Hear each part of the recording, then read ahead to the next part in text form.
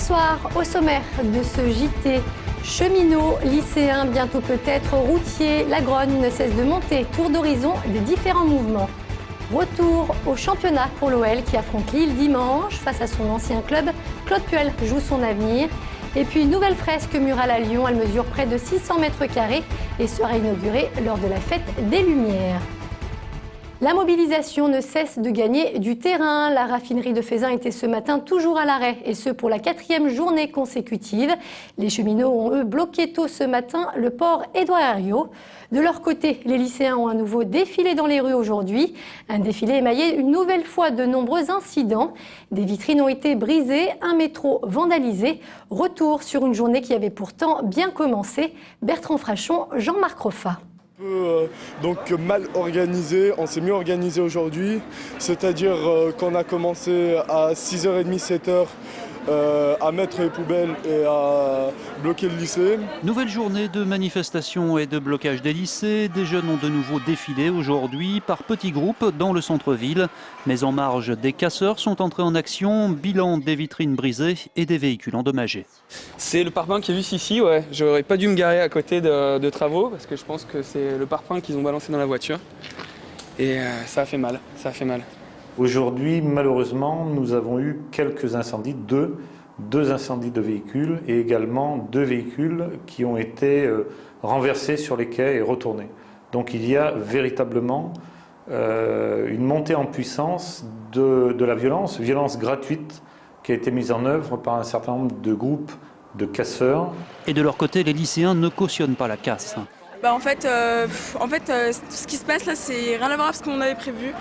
Surtout, en fait, nous, on voulait bloquer par rapport à la réforme des retraites et ce qui se passe là, on ne le voulait vraiment pas.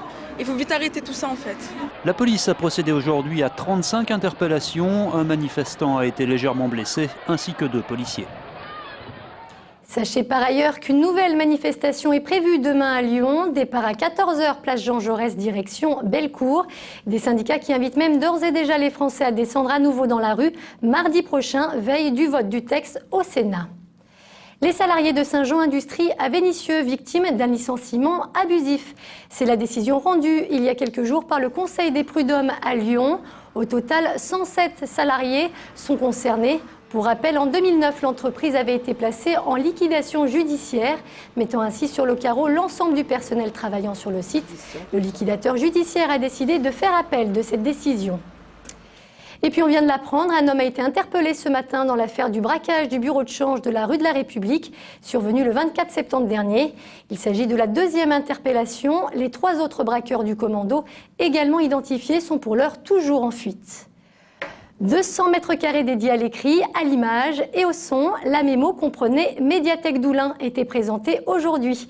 Située en plein cœur du quartier de la Soleil en pleine mutation, elle aura nécessité plus d'1 an et demi de travaux.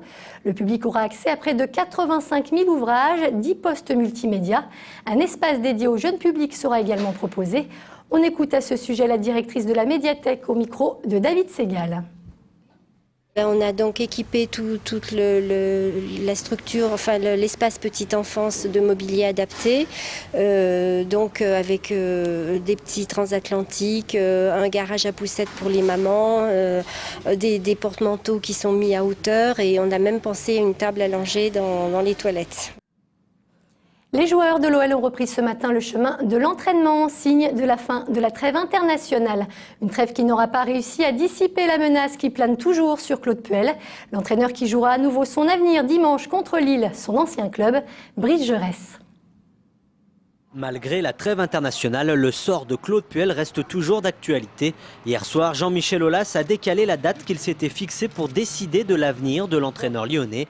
Du 24 octobre, nous sommes passés à fin octobre. L'intéressé s'en amuse. Je pense qu'après Paris, il y a Rennes, donc ça risque de décaler encore un peu.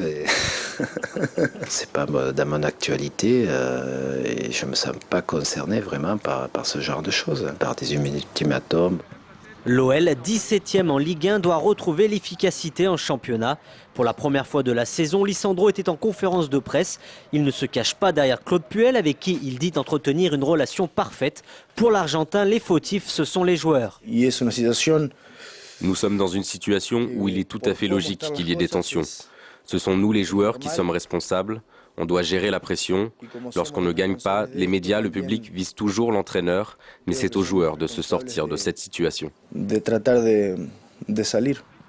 Et pour la venue de Lille dimanche soir, Jimmy Briand est suspendu. Quant à Jérémy Toulalan, il reste incertain. Chris devrait récupérer son brassard et sa place au cœur de la défense lyonnaise. Malgré tous les enjeux de cette rencontre, l'OL se la joue relax.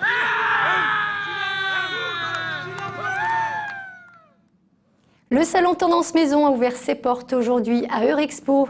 L'occasion de découvrir les dernières nouveautés en matière de décoration et d'aménagement extérieur. Au total, près de 300 exposants sont réunis. On écoute l'organisatrice du salon qui nous parle justement des nouveautés présentées cette année. Alors déjà, le petit plus, c'est cette exposition des designers, donc qui est une première à Lyon sur Tendance Maison pour présenter ses créateurs. Et puis les ateliers Tendance Pratique qui ont déjà eu lieu l'année dernière, mais qui sont encore plus importants cette année, avec des ateliers culinaires, avec des ateliers Feng Shui, des ateliers sur le homestaging, donc beaucoup de choses qui concernent la maison. Des propos recueillis par David Segal. C'est la toute dernière fresque murale réalisée par la Cité de la Création à Lyon. La toute première, en revanche, presque entièrement végétale. Située dans le premier, elle s'articule autour de 3 photos de Yann Arthus Bertrand. Petite présentation, Jean-Marc Roffa. On a mis de la craie là. On a enduit de craie à tableau. Ce qui fait que, une fois que j'ai scotché l'image et que je passe sur le dessin, ça s'imprime sur le mur directement. Depuis une quinzaine de jours, les artistes s'appliquent à reproduire 3 photographies de Yann Arthus Bertrand, ici rue de l'Annonciade. Cette fresque n'est pas comme les autres, elle sera végétalisée d'ici décembre. Pour qu'il y ait des odeurs, des parfums, et puis aussi pour attirer les insectes, les papillons, les abeilles, etc.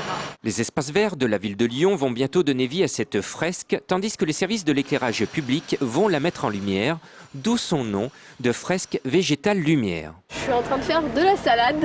En fait, ce sont des plantations au Mali. En fait, la photo, c'est ce que ça représente. Et puis, il faut que j'essaye de faire l'aspect de la salade. On va construire le dessin et peindre par-dessus pour avoir déjà les premiers volumes.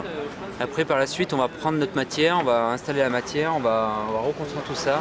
Il faut encore un peu de patience pour la découvrir. Cette fresque végétale sera inaugurée au moment de la fête des Lumières. Voilà pour l'essentiel de l'actualité. On se retrouve très vite pour un nouveau point sur l'information. Très bonne soirée sur TLM.